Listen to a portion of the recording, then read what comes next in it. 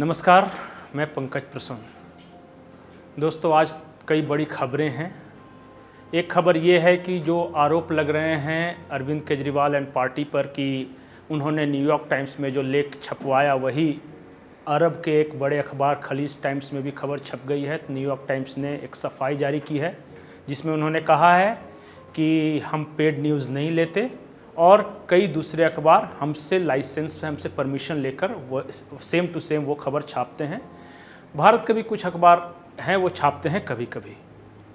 दूसरी खबर ये है कि झारखंड के हजारीबाग के बड़का गांव का एक वीडियो वायरल हो रहा है जिसमें आरोप लगाए जा रहे हैं कि जो कुछ लड़कियां हैं वो हिंदू हैं और कुछ मुसलमान लड़के उन्हें उठक बैठक करा रहे हैं और उन पर ज़बरदस्ती मज़हब बदलने का यानी इस्लाम धर्म अपनाने का आरोप लगा रहे हैं। फ़िलहाल हम उस वीडियो की पुष्टि नहीं करते, लेकिन सोशल मीडिया पर वो वीडियो तेज़ी से वायरल है। तीसरी खबर ये है कि बिहार की राजनीति में जीजाजी की एंट्री है। आप जानते हैं कि कैसे मीसा भारती के पति एक बैठक में शामिल हुए, उसके बाद आरजेडी की तरफ से अश्विनी चौबे और उनके बेटे सारस्वत की तस्वीरें वायरल की गई। तेजस्वी यादव के साथ बैठक में वो गुड़गांव वाले संजय यादव जी दिखे।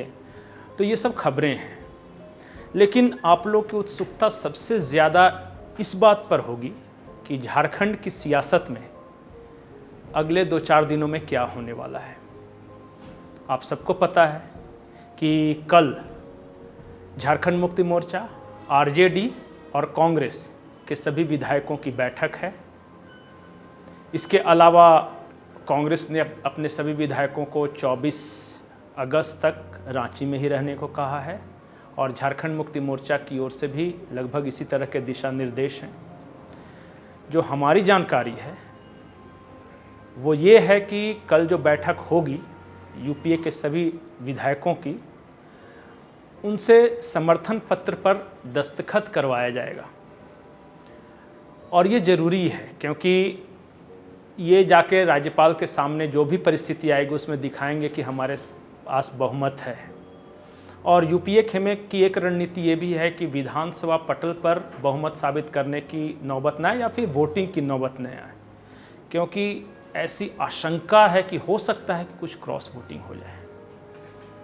तो बीजेपी नेता प्रतुल शाहदेव ने भी दावा किया है कि विधानसभा में बहुमत नहीं साबित कर पाएगी सरकार अगर मुख्यमंत्री हेमंत सोरेन की विधायकी जाती है या फिर किसी नए मुख्यमंत्री के चयन की नौबत आती है तब।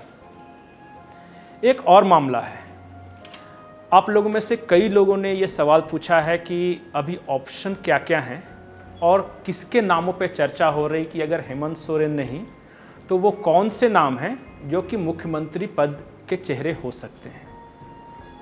मैं साफ साफ तो नहीं बोलूँगा पर इशारा ज़रूर कर देता हूँ कि भाभी जी और माँ जी के नाम पर चर्चा है।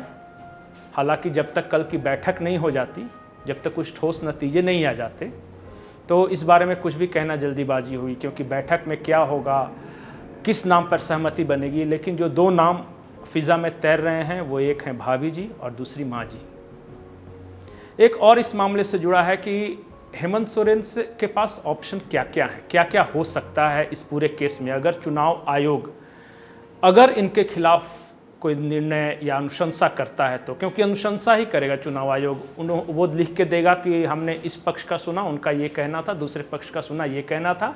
नियम ये कहते हैं कानून के अनुसार ये विधि सम्मत है और उस अनुशंसा के आधार पर वो राज्यपाल को भेजा जाएगा। राज्यपाल फिर अपनी आगे का निर्णय लेंगे, दिशा निर्देश देंगे।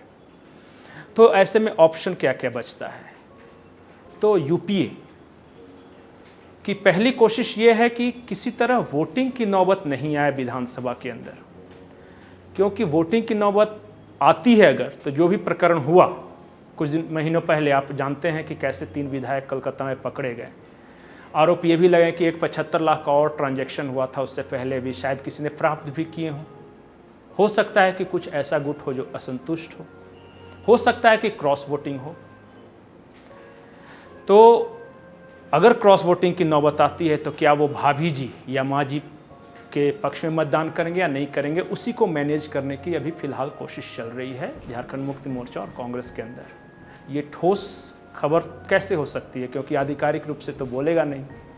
तो इसे आप मेरी तरफ से सूत्रों के हवाले से खबर मान लें तो ऑप्शन की बात कर रहा था कि हेमंत सोरेन के पास क्या क्या ऑप्शन है। एक तो ऑप्शन ये बचता है कि मैंने बताया कि वहाँ वोटिंग की नौबत नहीं आए, एक चेहरा ये सब मिलकर डिसाइड करें और सारे विधायक एक साथ, यानी विधायकों की परेड की मैं बात कर रहा हूँ, राजभवन जाएं और वो समर्थन पत्र सौंपे और राज्यपाल को दिखा दें कि ये हमारे साथ विधायक हैं। लेकिन इसके बावजूद कभी न कभी तो विधानसभा में सरकार को बहुमत साबित करना ही होगा, क्योंकि कई राज्यों में, ठीक है बिहार में अभी आपने देखा नीतीश कुमार के पास 165 विधायकों का बहुमत है, लेकिन वहाँ भी एक बार बहुमत साबित करना होता है विधानसभा के पटल पे। तो वहाँ हो सकता है कि जो रणनीति है कि वॉइस वोट, यानी गुप्त मतदान न होकर इसके समर्थन में कितने हैं तो यस, इसके समर्थन में कितने हैं नो, ये कहकर एक स्किप किया जा सकता है। इस तरह की भी बातें चल रही हैं। तो अगले कुछ दिन झारखंड की राजनीति के लिहाज से काफ़ी इंटरेस्टिंग होने वाले हैं और जो उम्मीद है कि कल या परसों तो संडे है या फिर ट्यूसडे तक ये सारा कुछ जो भी चुनाव आयोग में होना है कि चुनाव आयोग का क्या निर्णय है वो सामने आ जाएगा और उसके बाद ये सब चीज़ें होंगी। कल हो सकता है या फिर मंडे ट्यूसडे को, बस यही 3 दिन में जो भी होना है वो हो जाएगा। तो इंतज़ार कीजिए कि झारखंड की राजनीति दिलचस्प मोड़ पर है, क्या कुछ होता है आप भी देखेंगे और हमारी भी नज़र रहेगी। नमस्कार।